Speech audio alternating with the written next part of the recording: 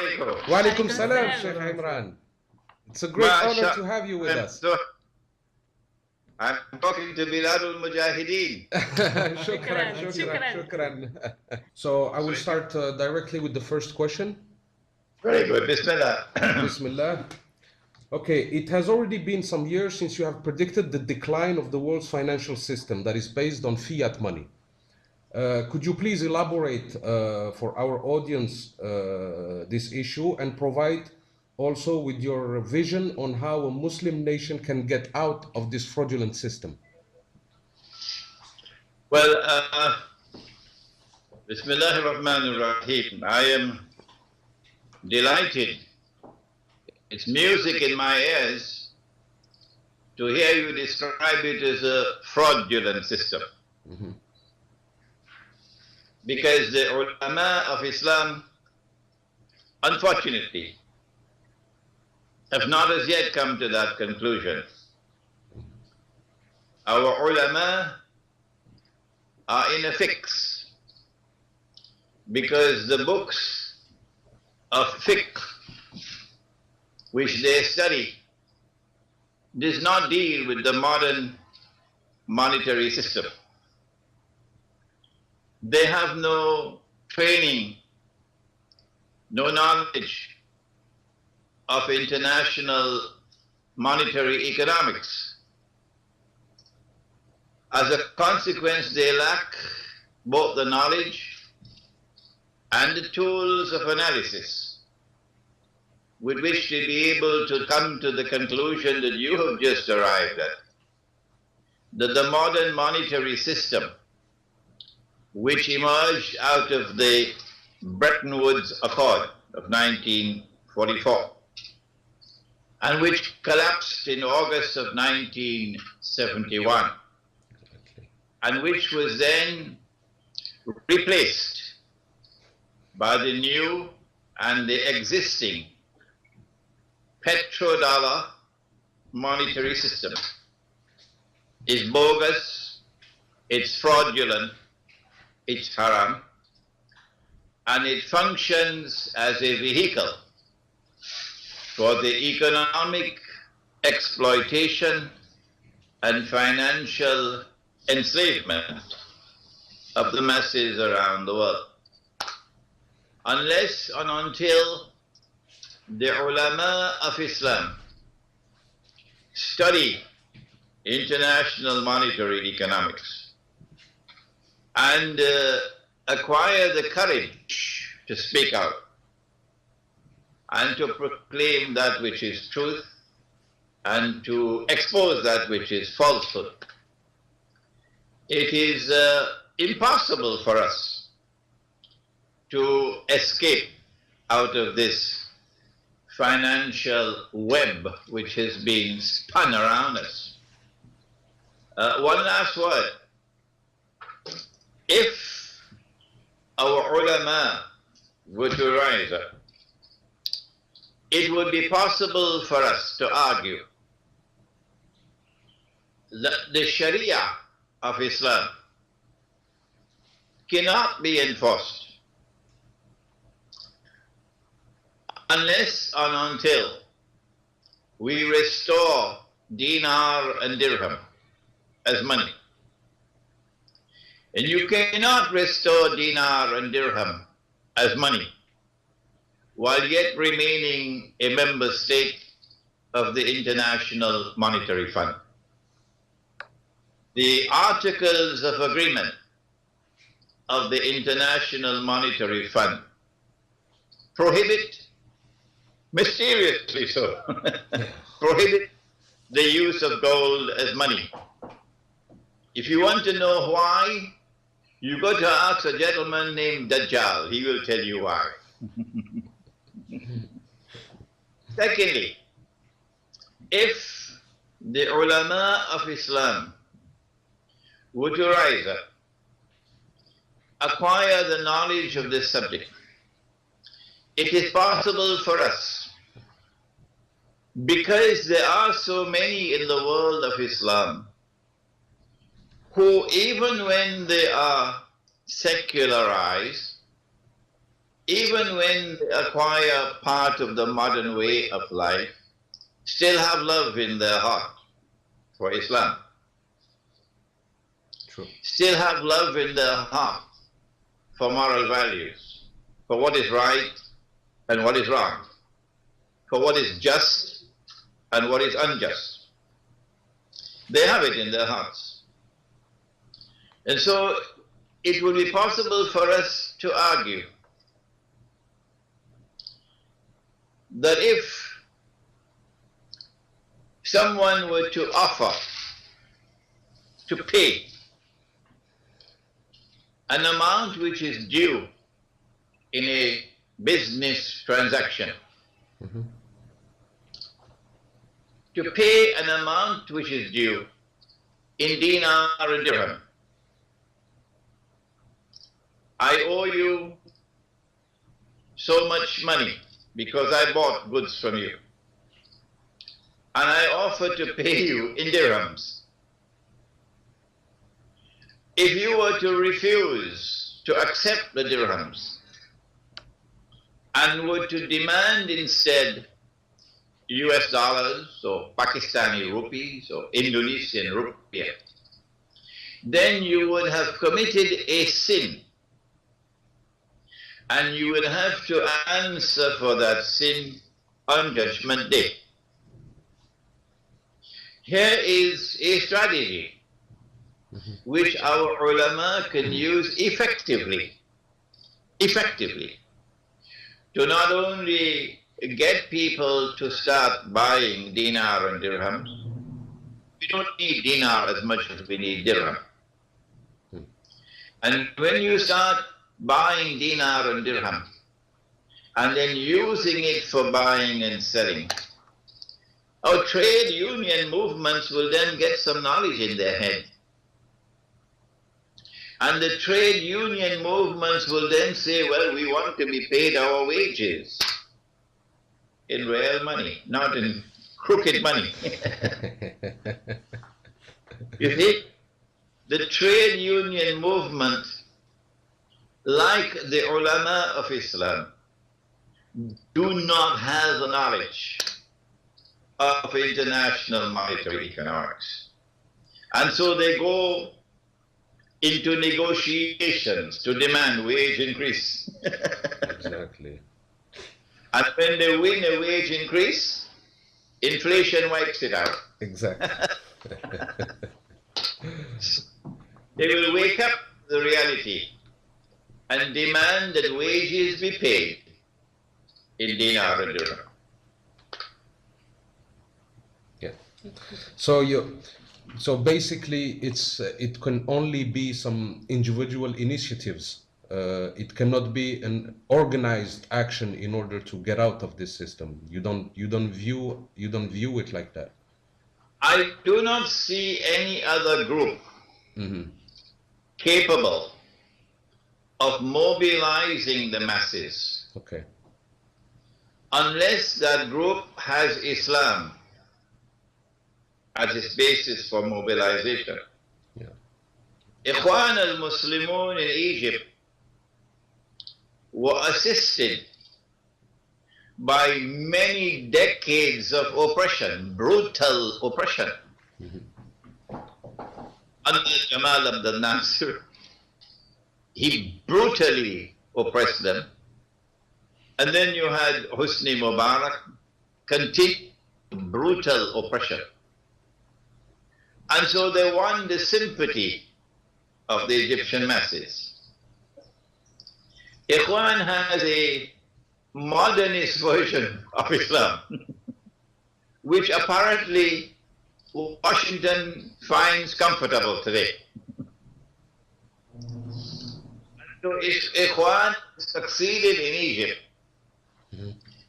mobilizing the masses of Egypt who have love for Islam. But because Ikhwan lacks the ulama, the authentic intellectual leadership of Islam, Ikhwan is taking Egypt on a ride, and Washington is taking Ikhwan on a ride. Yeah. And so let's say they succeed in Egypt, if they have the ulama, of course, and if they get the wise people and the heart to do it. Do you think the Zionists would let this kind of system emerge in the Islamic world? We need Muslims with backbones made of iron and steel. I believe Algeria has backbones made of iron and steel. Yes. I believe the Algerian intellectual, the Algerian scholar, has that courage, that backbone, which if he is taught the subject correctly, he would stand up more authentically than Egypt is standing today. So there is hope in Algeria. I am surprised. I am not Arab. I have never visited Algeria. And I'm getting more emails from Algeria today. I'm getting them in French, I'm getting them in English, and I'm getting them in Arabic. Get more emails from Algeria today than from any other Arab country. Wow, that's great. You don't That's know. great. Yeah, a lot of people follow you here. And I'm getting emails from both brothers and sisters. The women, some of them young women, are just as interested in making contact with me and discussing the problems as the men are, which is a good sign. Right, right. So, Sheikh Imran, I have a question. I don't know if you heard about it. I mean, maybe it was a rumor, maybe it was true. It's about Muammar Gaddafi's project to reinstitute the gold dinar in Libya. If that was a real case, do you think that was the reason for having him for his execution, or there is something else in your point of view? Well, first of all, prior to the armed uprising in Libya, we were never told about these plans for the gold dinar. Okay, okay. We did not know that Libya had a substantial amount of gold reserves in Libya itself, which is a good sign. When the IMF prohibited the use of gold as money, the Articles of Agreement also required every member state to deposit with the IMF, which is the Federal Reserve, 25% of all your gold holdings. This was international law. And when you deposited that 25%, then the Zionists knew how much gold you had. Yeah. Then the IMF rules prohibited you from buying or selling gold without disclosing it to the IMF. Where were the ulama of Islam? Drinking coffee?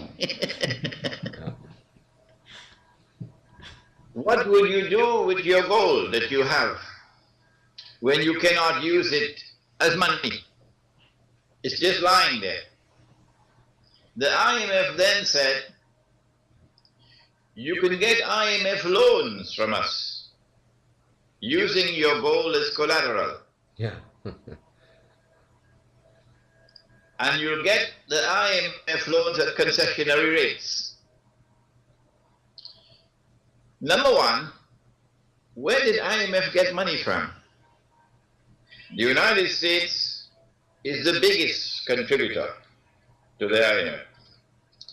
And as a result, the United States has a controlling interest in the IMF.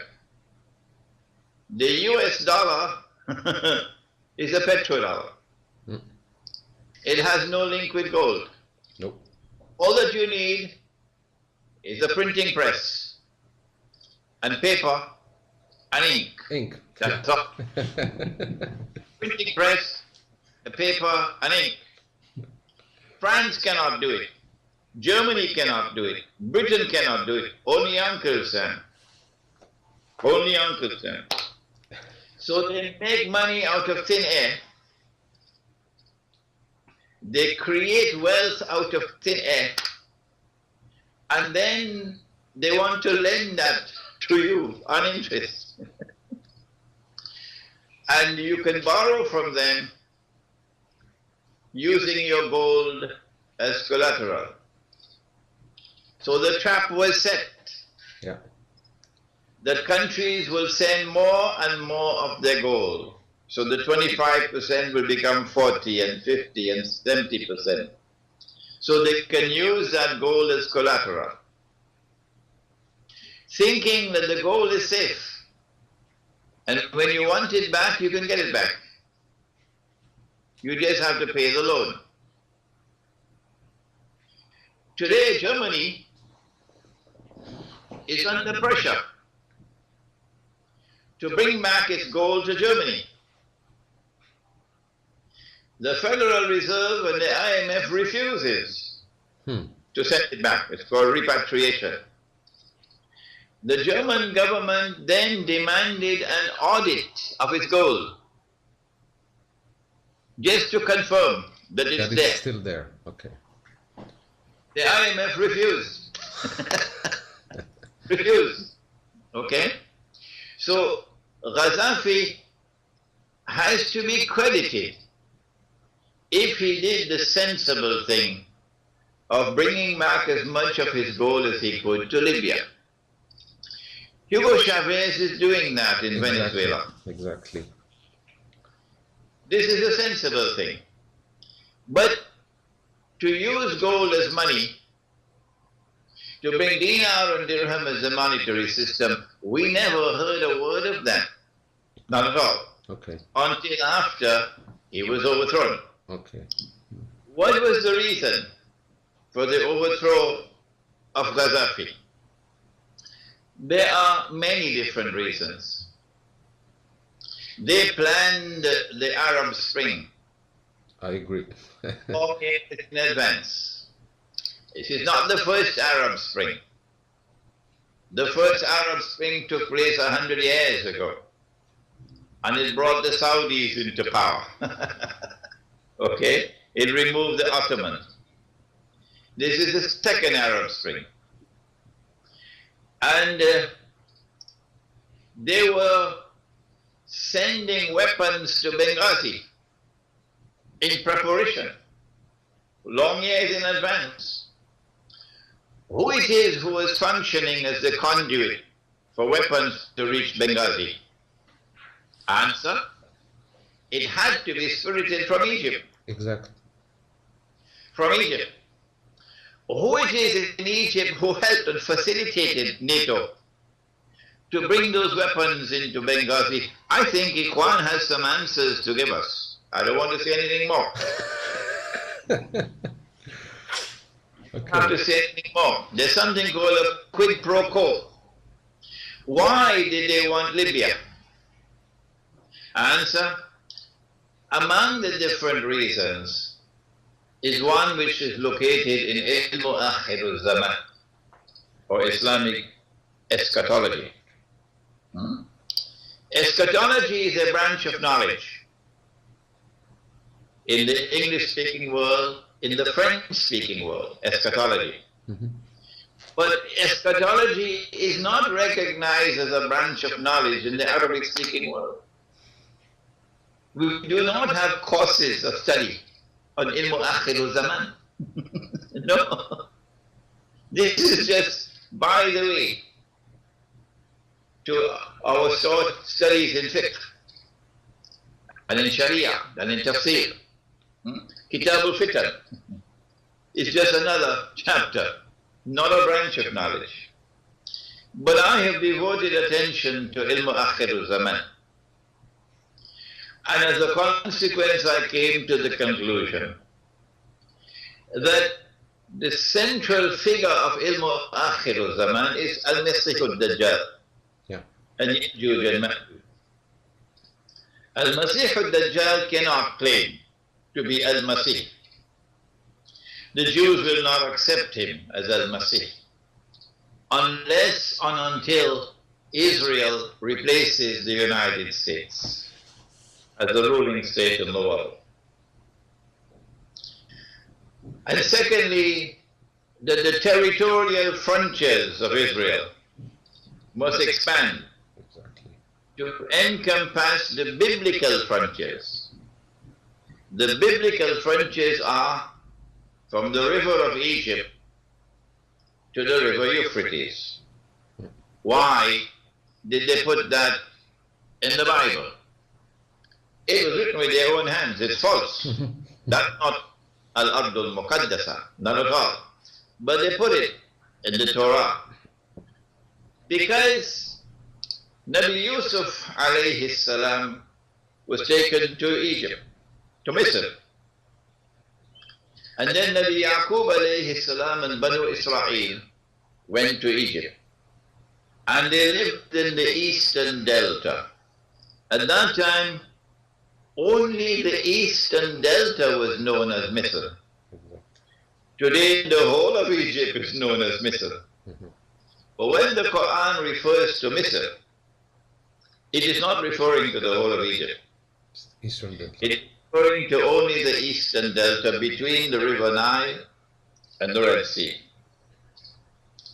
Because Banu Israel lived there for hundreds of years, because the Anbiya alayhim salam lived there, Yusuf alayhi salam, Yaqub alayhi salam,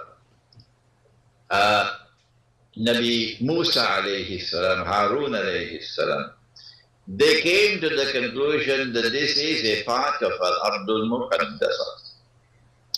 And because Banu Israel were taken to Babylon,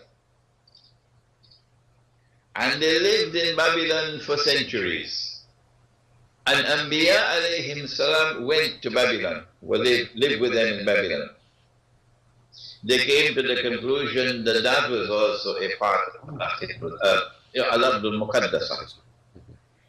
And so, Israel, when we study the subject from eschatology, Israel has to expand its territorial frontier to encompass the eastern delta of Egypt and Sinai.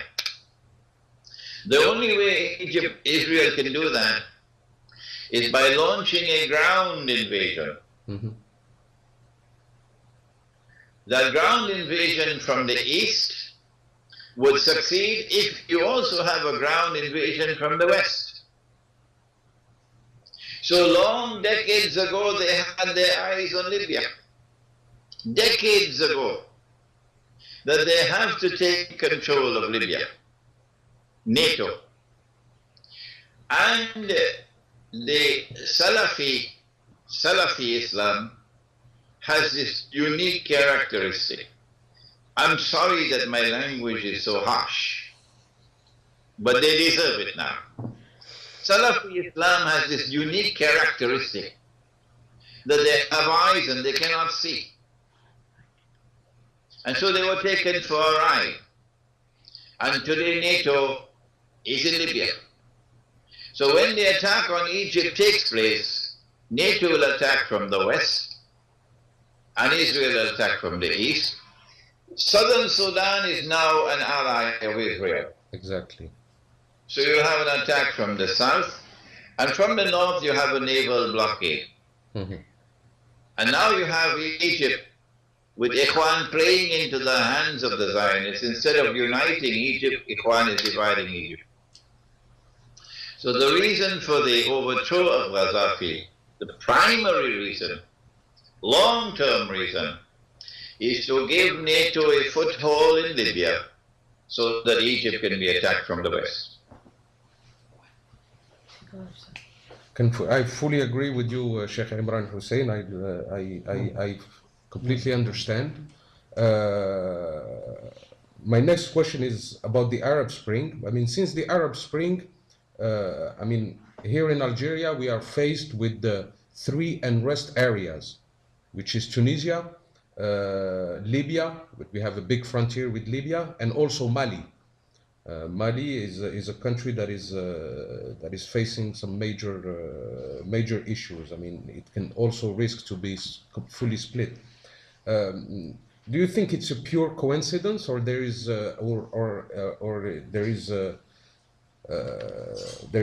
probably a plan to destabilize Algeria also? Okay.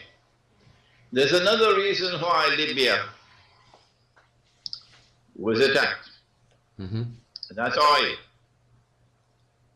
They wanted the Libyan oil. Yes. They wanted to control Libyan oil. And they now have that control. Like they control the Saudi oil. Algeria, amongst all the North African countries, has, I believe, very large reserves of gas. Yes.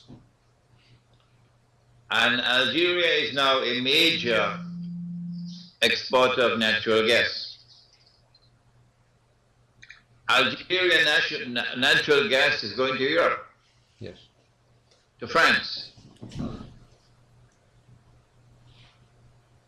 As a consequence of your gas reserves,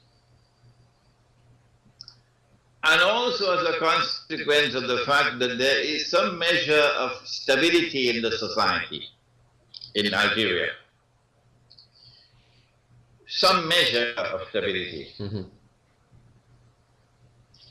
It is very easy to understand that they will not allow Algeria to remain as it is. No. They will devise a strategy to bring internal unrest, to bring chaos to Algeria. They will devise a strategy for regime change so that they can take control of the gas reserves.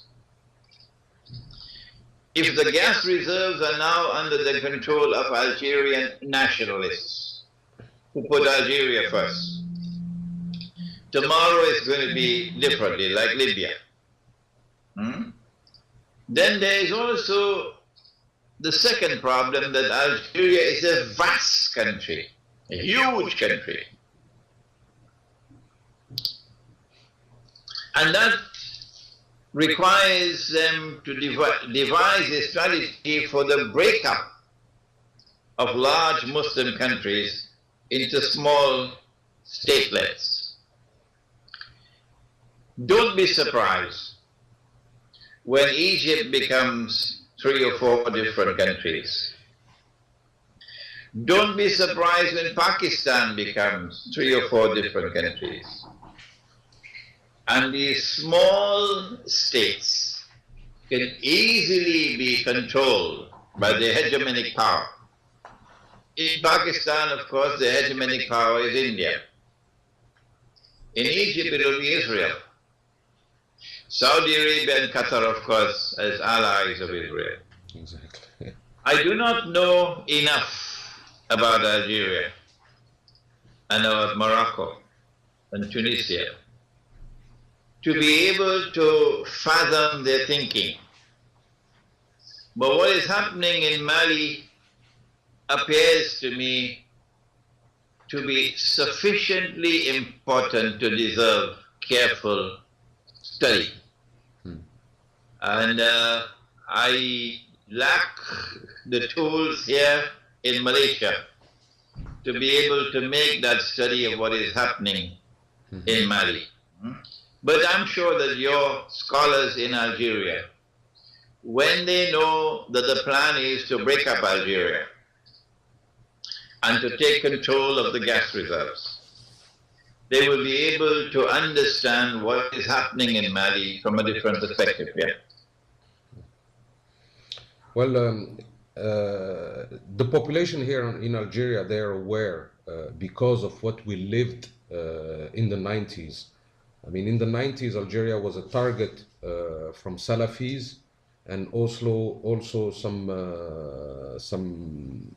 I mean, Islamic fanatics that created some major problems here in Algeria. And do you think that this the destabilization that Algeria lived in the 90s was a part of a lab for the future Arab Spring in terms of destabilization method? Because what happened in Algeria in the 90s was repeated in Egypt last year. Okay. Many people have suffered sufficiently. In the case of Algeria, it was brutal French colonial rule. And the Algerians are a proud people, and they resisted French colonial rule. And when they suffered as much as they did under French colonial rule, then there was a longing in their hearts to return to their original roots. Ahmad bin Bella emerged in the 1960s as a very popular leader. I was a young man at that time, and Ahmad bin Bella took North Africa by storm as a popular leader. And then came the time of Hawari Boumediene. But the leadership was similar to Jamal Abdel Nasser in Egypt. It did not reach the core of the people, their hearts. No. In order to reach their hearts, you've got to touch the world of the sacred. You can't do that with a secular ideology. Okay? North Africa is essentially spiritual. A Salafi version of Islam will not win their hearts. No. No. No. They're very spiritual.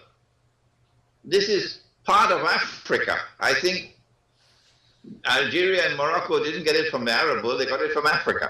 Exactly. The African has its roots in spirituality. The Indian and the Persian from Iran, they have the intellectual power.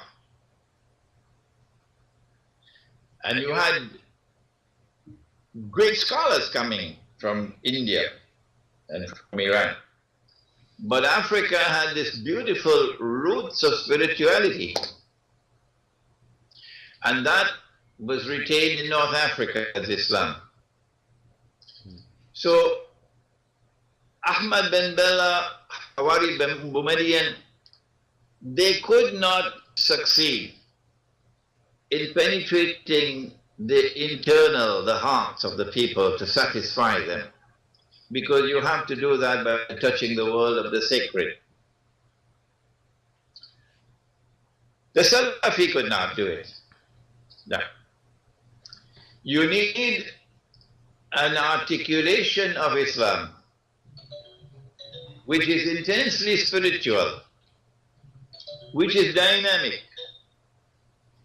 which is courageous in opposing injustice in the world and oppression in the world. Yes. And when you have that in Algeria, you'll be able to offer a leadership role in Arab affairs. Many, many people have been asking me, I constantly get these questions, what is the place of Algeria and Morocco and Tunisia in Akhirul Zaman? You will be surprised the number of emails I get. I wish that your journal will give this answer to them. that Algeria, Morocco, Tunisia, Libya, that is Libya before this revolution, this uprising, you have a role waiting for you to articulate an Islam that is intensely spiritual, that touches the innermost feelings of the people, brings out that which is most noble in them, which is attractive. The Islam of Ikhwan al-Muslimun is not attractive. It's not attractive.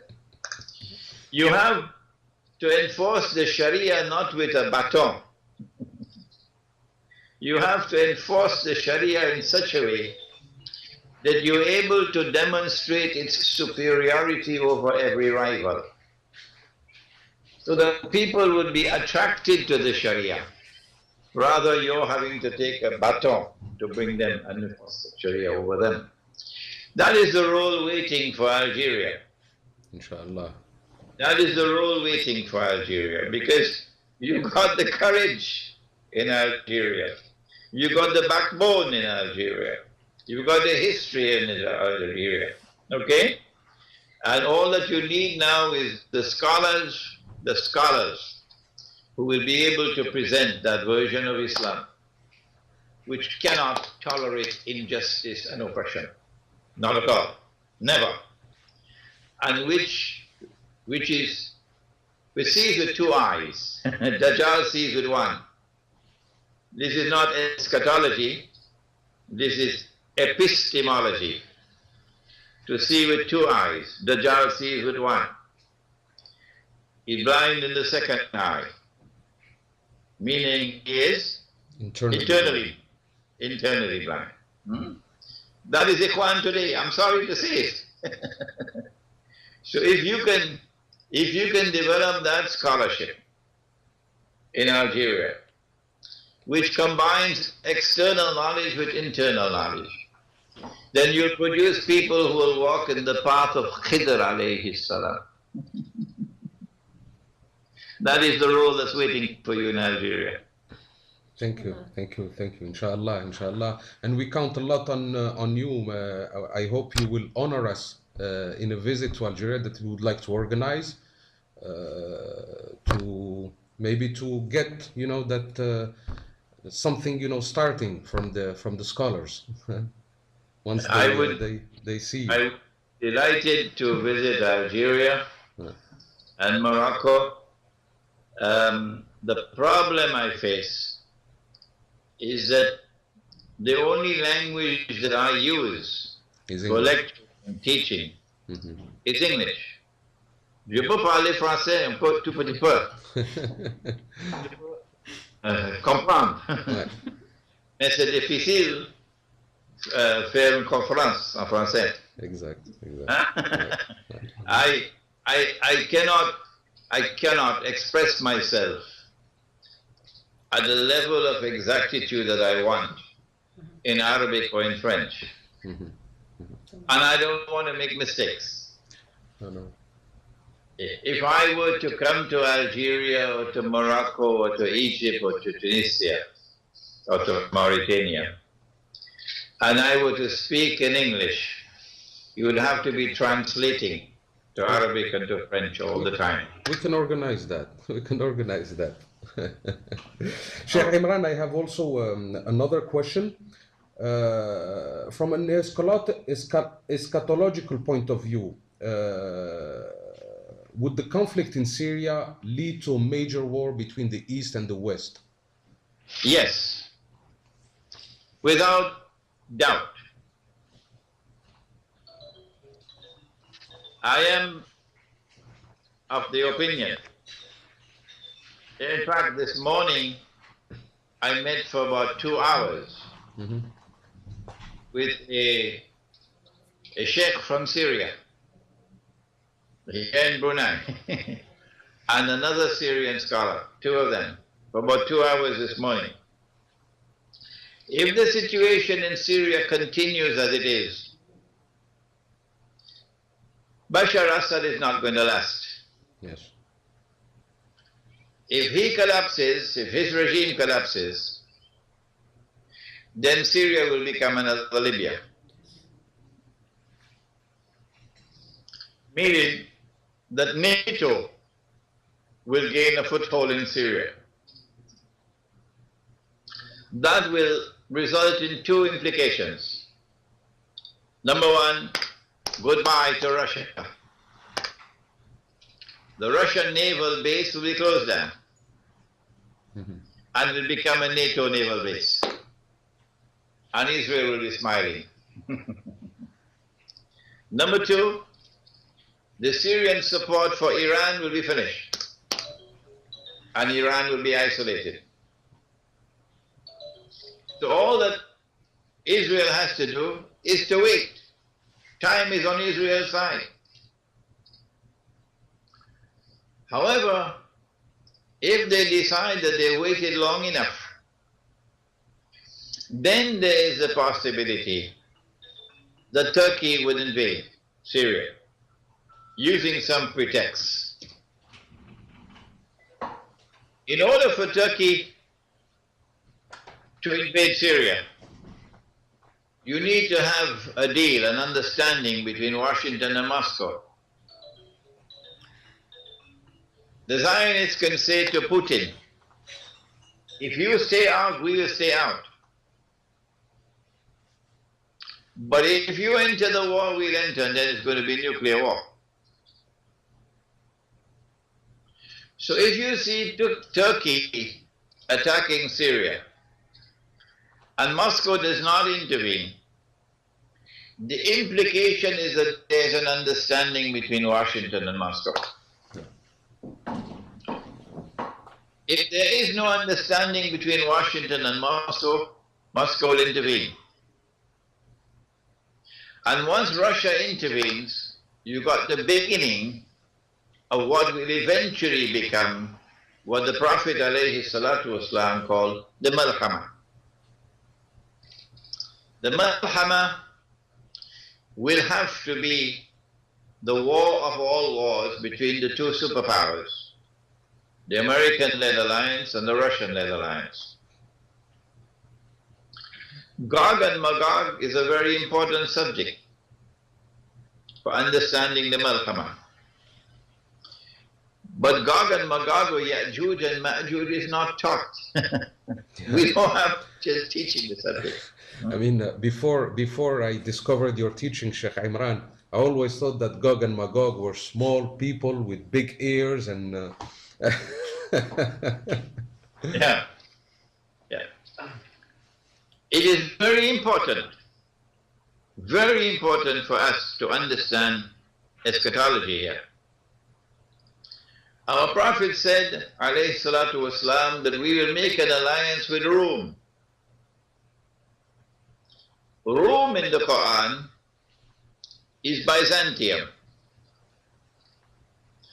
When Sultan Muhammad Fatih conquered Constantinople, then Rome shifted to Russia, to Moscow. But prior to Rome being Constantinople, Rome was in Italy. And Rome was a pagan city, worshipping idols. So when the Quran uses the word Rome, we know we're talking about Eastern Christianity, Byzantium. And the Coptic Christians of Egypt belong to Rome. And you'll make an alliance with Rome. But when the word Rome occurs in the Hadith,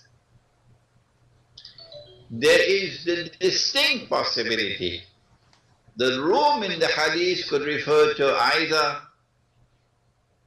the Western Alliance, because it's pagan, it's still pagan today, the Catholic Church, or the Eastern Christians, which is now Moscow. So we've got to be very careful in studying the Ahadith on Rome.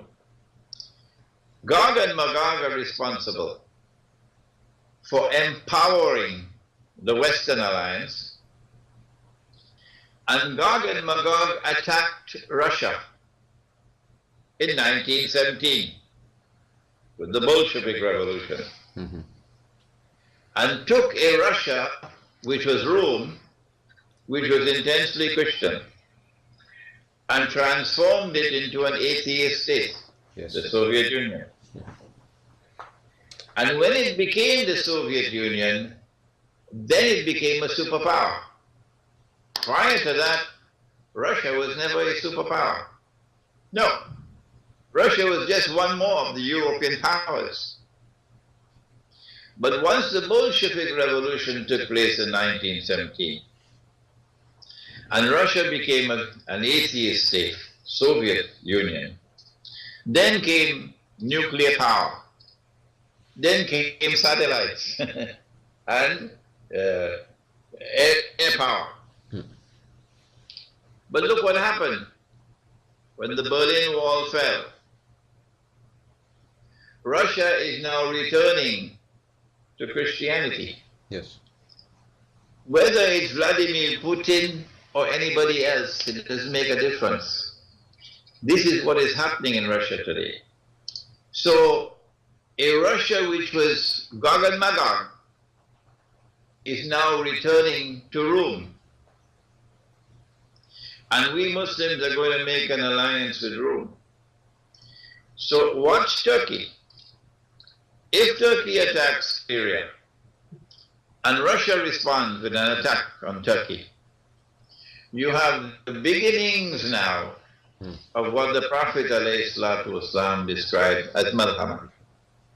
Islamic scholarship needs to devote attention to eschatology, to be able to understand and to guide on this issue.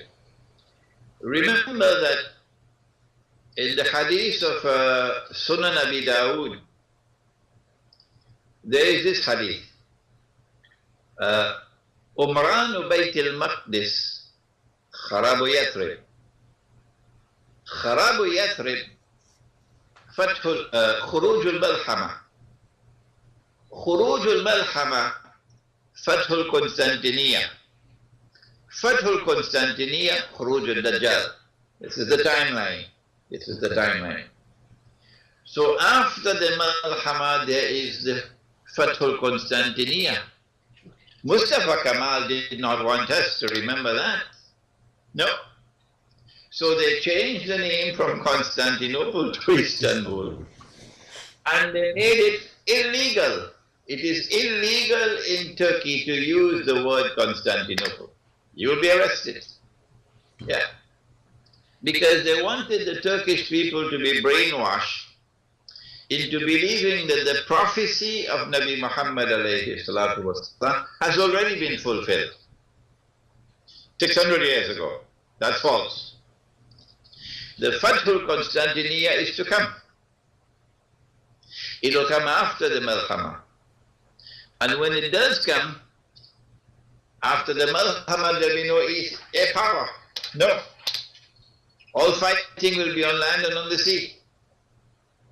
So the Fathul Constantiniya after the Malhama is to actually allow the Soviet Union, Russia's navy that survives the Malhama to be able to get into the Mediterranean. The Fathul Constantiniya is going to break the backbone of NATO. So watch carefully events in Syria and Turkey, because there lies the key to great wars which are coming in the future.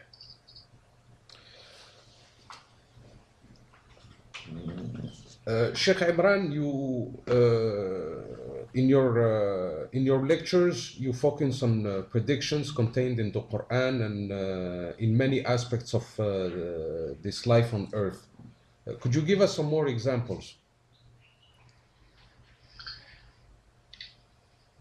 I have used a methodology which was taught by Allah subhanahu wa ta'ala at the beginning of the Quran, when He said, and remember that Allah is not deficient in the use of language. No. So when he said, فَسَجَدُوا إِلَّا Iblis, 3 words. It is deliberately constructed like this, the sentence.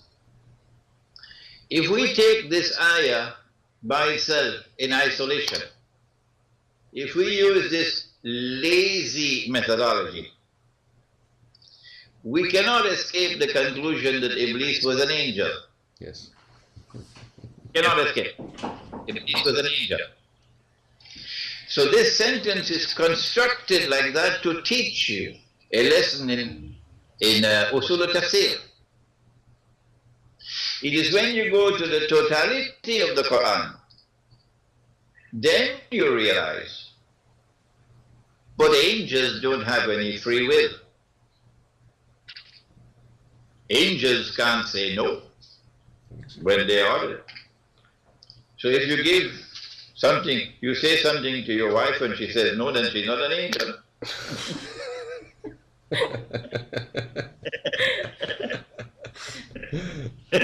Angels cannot say, وَيَفْعَلُونَ مَا يُؤْمَرُونَ, says Allah. وَيَفْعَلُونَ مَا يُؤْمَرُونَ. So if Allah gave a command to the angels and one did not obey, he could not be an angel. Yes.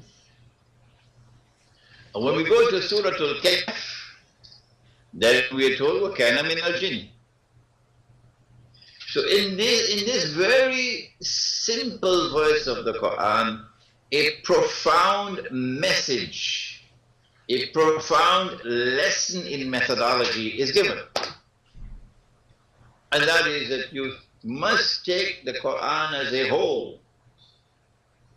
Take all the data that you have on a particular subject and bind it together to form a harmonious whole. لو كان من عند غير الله لوجدوا فيه اختلافا كثيرا. The Quran is consistent with itself. There is no inconsistency.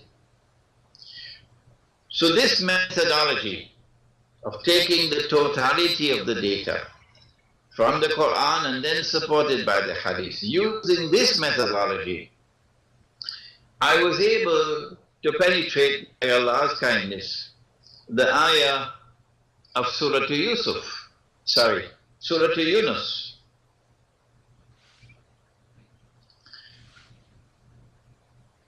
Fir'aun is drowning. And while he's underneath the water drowning, the veils are removed from his eyes. And he now recognizes he is not God. Previous to this, أَنَا رَبُّكُمُ الْأَعْلَى. So now he declares that I have faith in the God of Banu Israel underneath the water. To which Allah subhanahu wa ta'ala responds and he says, الآن وقد عصيت قبل وكنت من المفسدين فاليوم ننجيك ببدنك لتكون لمن خلفك آية. لتكون يعني his بدن, لتكون لمن خلفك آية وإن كثيرا من الناس عن آياتنا لغافلون. His body was preserved, and his body was rediscovered in 1897, I believe. What is the ayah? لِتَكُونَ لِمَنْ خَلْفَكَ آيَةً. What is the ayah? And who are those? لِمَنْ خَلْفَكَ. Who are they? Answer, that in the same way that confrontation between truth and falsehood, between Fir'aun and Musa alayhi salam, with this side powerful, armed to the teeth, arrogant, and this side with no weapons, no, small in number, but with the truth. This confrontation climax with a divine intervention. And that divine intervention led to victory for truth. The ayah is that in Akhirul Zaman, the body of Fir'aun will be discovered. And this epic encounter, liman khalfaka ayah. The ayah is that this epic encounter will be repeated in Akhirul Zaman. That's what we're witnessing now. And there will be a divine intervention in this one, as there was in that one. This divine intervention is the return of Nabi Isa alayhi salam. Who are the people? Liman khalfaka. Answer, the Zionists. That in the same way that Fir'aun died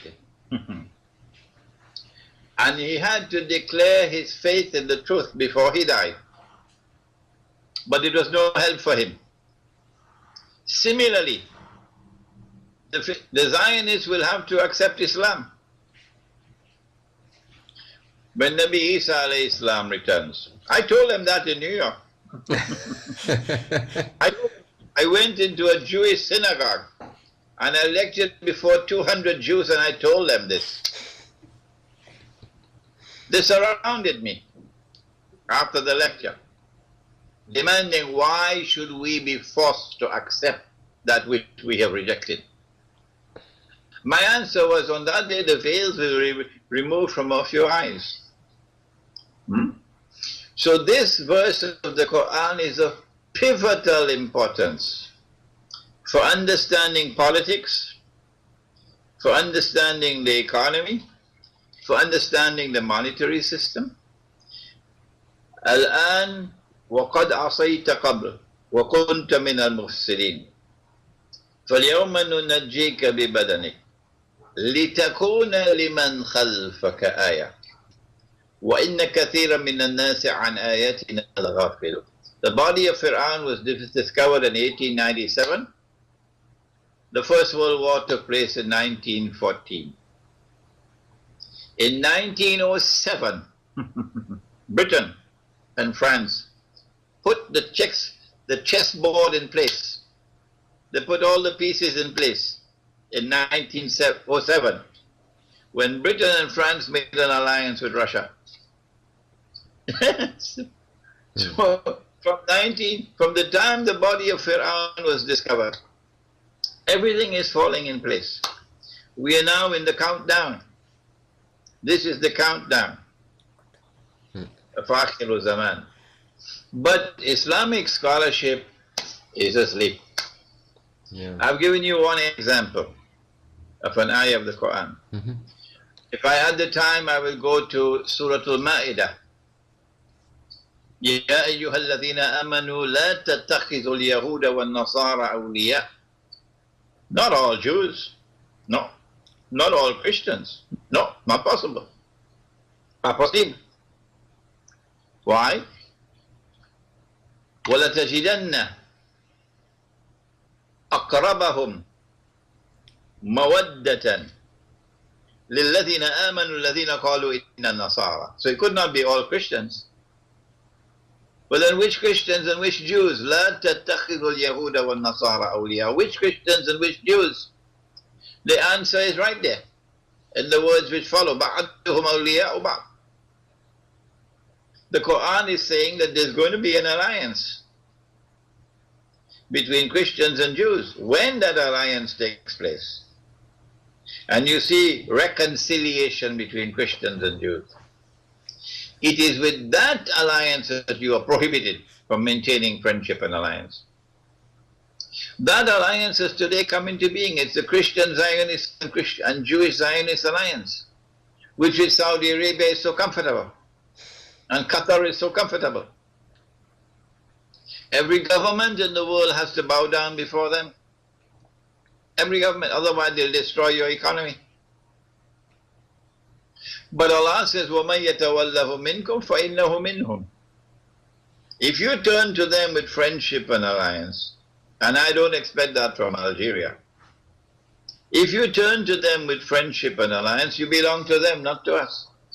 That's what they did in Libya when they made a deal with NATO. So I say to them, I don't want to see your faces.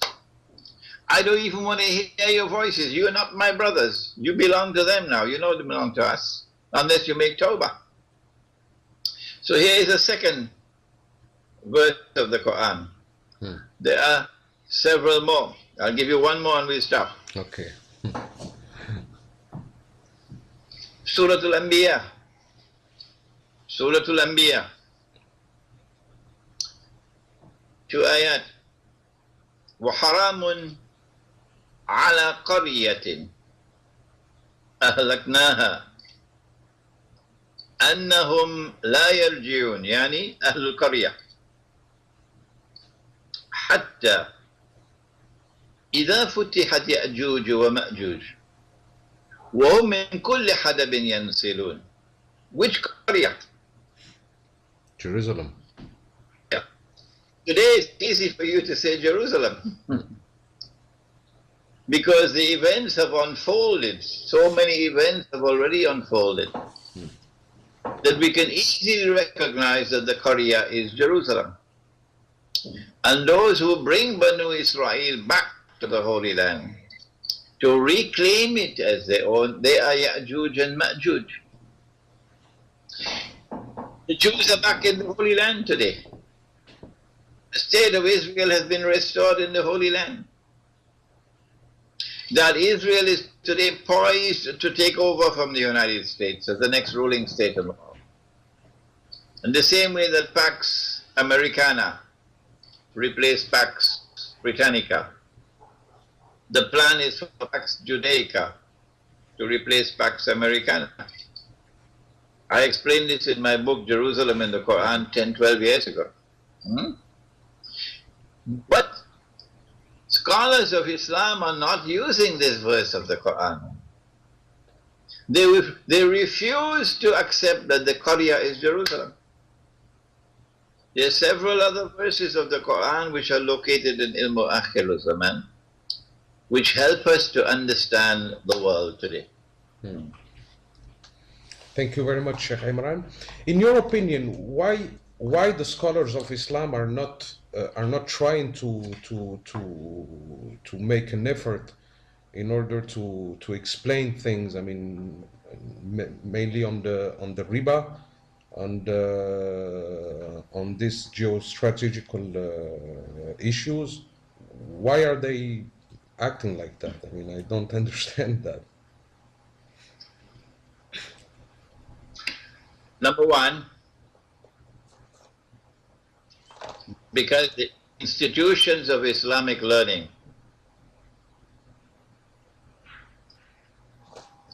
have become fossilized. One Sunday morning, Al-Azhar University woke up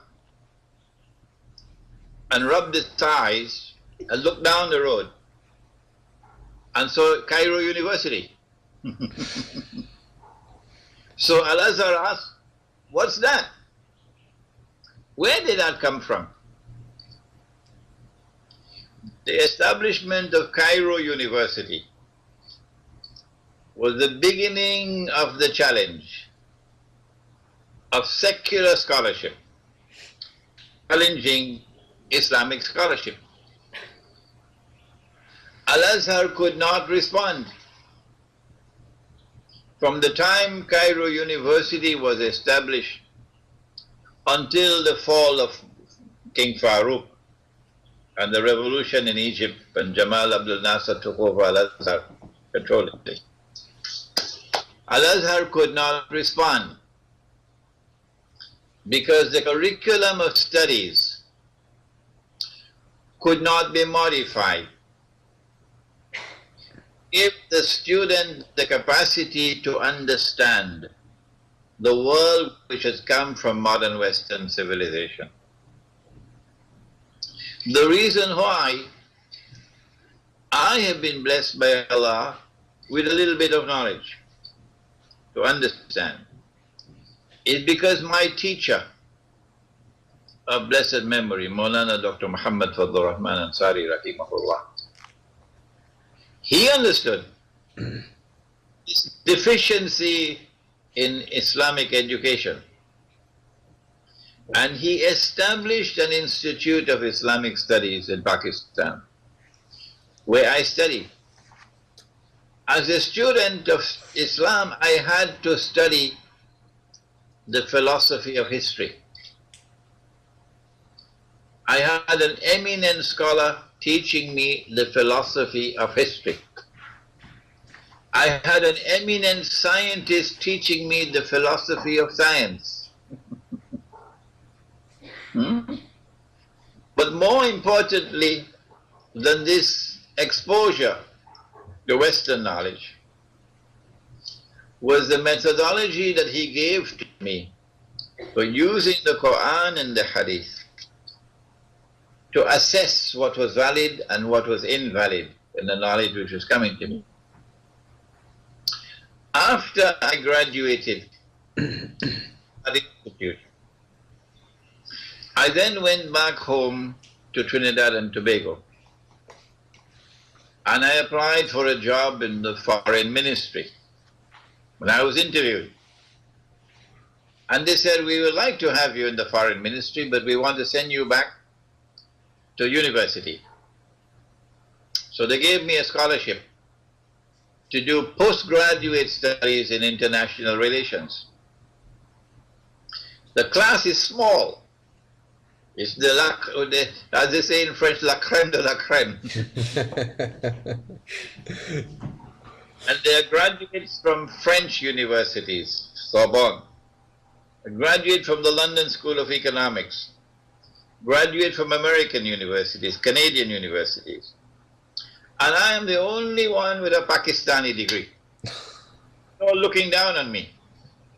It's a 1-year course. Intense studies for 1 year. It's the first time that I'm studying international politics. Never studied it before. First time that I'm studying international economics. Never studied it before. And in my class, there's someone with a master's degree from the London School of Economics. At the end of the year, I came first in the exams. And I beat in the economics examination, international economics, I beat the fellow with the master's degree from the London School of Economics. How do we explain it?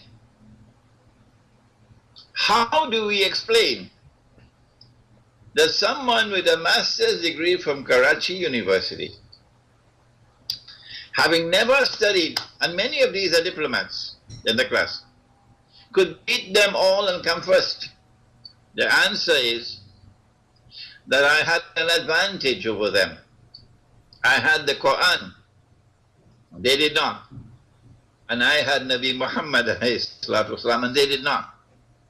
Because my teacher had trained me to be able to use the Quran and use the Hadith with a particular methodology to study the world today.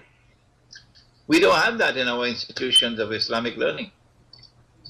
The second reason why Islamic scholarship is failing is because the best brains that we have,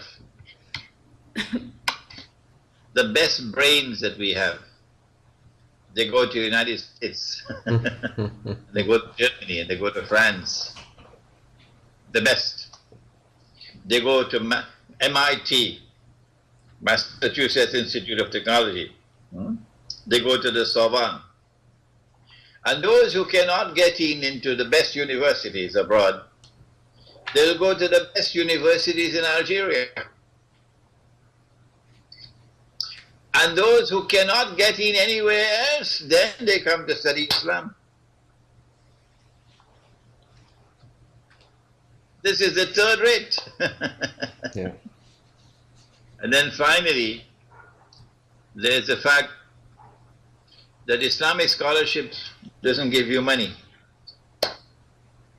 You might get a job as an imam in a masjid. That's all. And you get a small salary. And you have to maintain your wife and children. So you cannot jeopardize your job. No. So you have to dance to the tune which is playing because of poverty. Where will you get that integrity of scholarship? That I'll stand up and proclaim the truth regard of consequences, without regard for consequences. I am able to do that because I earn my livelihood from the sale of my books. Alhamdulillah, it's sufficient for me and my wife to survive. So no one can play a tune for me and ask me to dance to it. No. If we can give our scholars of Islam that independence of livelihood, independence of livelihood, then they can muster the courage and integrity to stand up and proclaim the truth. I've given you 3 reasons there why we have this failure. Thank you very much, Sheikh Imran. It was full of teachings. Alhamdulillah that we've been able to do it today, and I look forward, inshallah, to the next time. Okay.